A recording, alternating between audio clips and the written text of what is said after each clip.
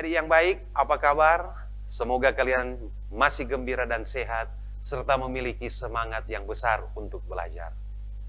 Kita akan mengawali pembelajaran kita kali ini dengan doa. Marilah kita berdoa. Dalam nama Bapa dan Putra dan Roh Kudus. Amin. Datanglah ya Roh Kudus, penuhilah hati umat-Mu, dan nyalakanlah di dalamnya api cinta kasih-Mu. Utuslah Roh-Mu, maka semuanya akan dijadikan lagi, dan Engkau akan membaharui muka bumi. Ya Allah, Engkau telah mengajar hati umat-Mu dengan penerangan Roh Kudus. Berilah supaya berkat Roh yang kudus itu, kami senantiasa berpikir benar dan bijaksana, serta selalu bergembira karena penghiburannya. Demi Kristus Tuhan dan pengantara kami. Amin. Dalam nama Bapa dan Putra dan Roh Kudus. Amin. Adik-adik yang baik, bukan hal yang mudah untuk memahami misteri kerajaan Allah. Oleh sebab itu, kerap kali Yesus merumuskan ajarannya tentang kerajaan Allah dalam bentuk perumpamaan. Apa itu perumpamaan? Perumpamaan adalah penyampaian pesan dengan menggunakan bahasa imajinatif, kiasan simbolik, atau perbandingan. Di balik perumpamaan selalu ada pesan yang hendak disampaikan. Yesus dalam pengajarannya tentang kerajaan Allah menggunakan perumpamaan-perumpamaan. Maksud Yesus supaya para pendengar bisa lebih mudah untuk mengerti, lebih mudah untuk memahami dan melaksanakan ajaran-ajarannya dalam kehidupan nyata. Perumpamaan yang dipakai oleh Yesus untuk menjelaskan tentang kerajaan Allah biasanya diambil dari kehidupan nyata sehari-hari. Yesus mengambil perumpamaan dari konteks dan latar belakang para pendengar pengajarannya. Yesus menggunakan perumpamaan tentang lalang di antara gandum, tentang biji sesawi, tentang pembajak sawah, tentang penabur benih, dan lain-lain, ketika para pendengar adalah para petani. Ketika berhadapan dengan para pendengar yang latar belakangnya nelayan, Yesus menggunakan perumpamaan yang berhubungan erat dengan kehidupan para nelayan.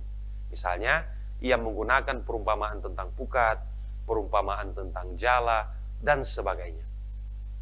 Namun demikian, perumpamaan yang disampaikan oleh Yesus, pesannya bisa ditangkap oleh siapapun yang mendengarnya, lepas dari latar belakang kisah perumpamaan yang berbeda-beda itu. Orang yang mendengarkan perumpamaan Yesus diharapkan mampu untuk menanggapi, mampu untuk menafsirkan, dan mampu untuk mengambil sikap yang sesuai dengan apa yang disampaikan. Beberapa contoh perumpamaan yang dipakai oleh Yesus untuk mewartakan kerajaan Allah. Perumpamaan tentang seorang penabur dalam Injil Markus. Perumpamaan ini hendak menjelaskan bahwa kerajaan Allah menghasilkan buah yang berlimpah. Apapun kesulitan dan kegagalan yang dihadapi, tidak perlu berkecil hati. Pengikut Yesus tidak usah berputus asa ketika mengalami kegagalan. Perumpamaan yang lain, perumpamaan tentang benih yang tumbuh. Perumpamaan ini hendak mengatakan bahwa kerajaan Allah itu seumpama benih yang sudah ditaburkan.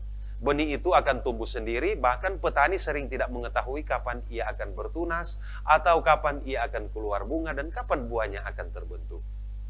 Demikian pula kerajaan Allah, bukan tergantung pada usaha manusia, tetapi sepenuhnya tergantung pada Allah.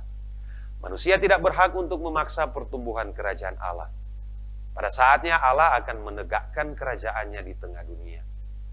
Perumpamaan yang lain, perumpamaan tentang lalang di antara gandum. Kerajaan Allah yang diwartakan oleh Yesus ditujukan kepada semua orang. Karena itu selalu ada kesempatan untuk orang berdosa yang mau bertobat. Tegaknya kerajaan Allah bukan berarti menghabisi yang jahat. Allah mencintai dan menghendaki semua orang selamat.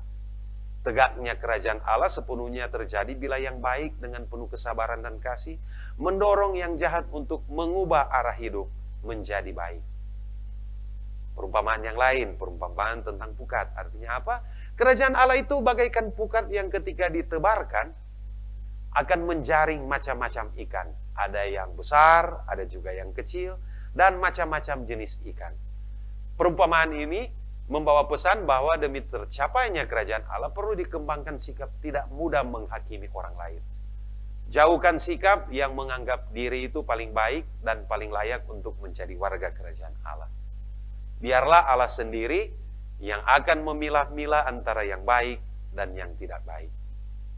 Perumpamaan yang lain, perumpamaan tentang harta terpendam dan mutiara berharga. Artinya manusia harus memandang Allah sebagai harta yang paling berharga. Manusia harus berani meninggalkan segala penghalang yang membuat manusia sulit mencintai Allah sepenuh-penuhnya. Manusia harus berani meninggalkan segala sesuatu demi mencapai kehidupan dalam kerajaan Allah yang penuh dengan sukacita. Adik-adik yang baik, masih banyak sekali kisah perumpamaan yang dipakai oleh Yesus. Kita bisa menemukan itu semua dalam kitab suci Perjanjian Baru, bagian Injil.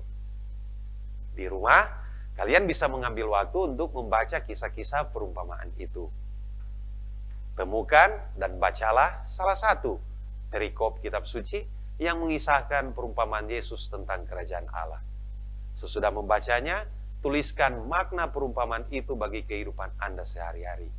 Itu adalah tugas yang harus kalian buat dan kalian selesaikan pada pembelajaran ini. Adik-adik yang baik, kita perlu usaha untuk dapat menangkap pesan Yesus di balik perumpamaan-perumpamaan yang disampaikannya. Untuk sampai pada pemahaman akan makna perumpamaan itu, kita perlu membacanya berkali-kali. Dan kita perlu mengambil waktu teduh untuk merefleksikannya. Demikian kita bisa menemukan pesan di balik perumpamaan Yesus. Lebih dari itu, ketika kita berhasil menangkap pesan di balik perumpamaan, kita harus mengusahakannya agar bisa terwujud dalam kehidupan kita sehari-hari. Adik-adik yang baik, cukup sekian pembelajaran kita kali ini. Mari kita tutup dengan doa. Dalam nama Bapa dan Putra dan Roh Kudus. Amin.